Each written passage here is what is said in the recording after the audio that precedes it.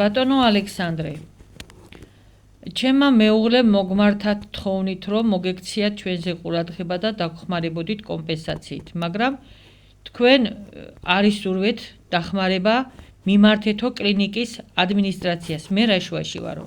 მინდა შეგახსენო, რომ ჩემმა შვილმა მარია ნანიძემ 10 აგვისტოს თქვენ ტელეფონზე მოგწერათ, რომ თქვენთან უნდოდა რინოპლასტიკა. და გეკითხება, რომ თვალების შიში ქონდა, დაბალი ქონდა მხედველობა და გეკითხება კიდეც, რომ თვალებზე ხომ არ იმოქმედებს და არა არ იმოქმედებსო ლამაზად ეუბნებით. მე ეუბნებით თანხა რაჯდება რინოპლასტიკა და პირველად აძლევთ ქეთი ექიმის ტელეფონის ნომერს, პირველად კონსულტაცია უფასო იქნებაო, ის დანიშნავს თარიღს და მეორე კონსულტაცია გექნება ჩემთანო. გეკითხები, ვისი ბრალია მაშინ? ქეთი ფირცხალაიშვილმა 24 წლის 16 სექტემბერს გაუკეთა ჩემშვილს ოპერაცია. კი არ გაუკეთა, არც დამთავრებულა ოპერაცია. უბრალოდ ხრტილის გასწორება მოტეხვაში ბავშვი ჩამიგდეთ ამ დღეში. დაუმახინჯეთ ბავშვს ცხოვრება. გამანადგურეთ, 0-ზე დამსვით. ამდენი წლის 28 წლის ნაკოწიწები ცხოვრება დამინგრიეთ თქვენ.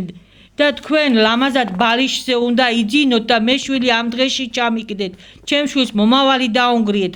ცხოვრება გაუნადგურეთ. ვითხოვ კომპენსაციას, რომ ჩემი შვილის მკურნალობაში დამეხმაროთ.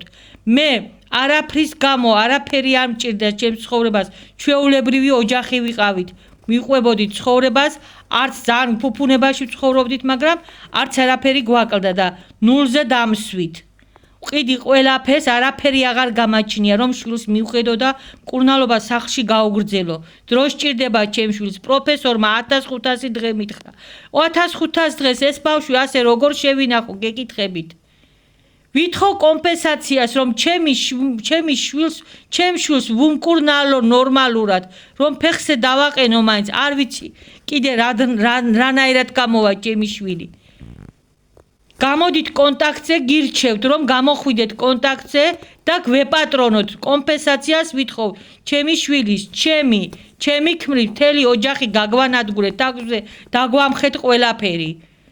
გამოდით კონტაქტზე, თუ არა მე არ ვიცი.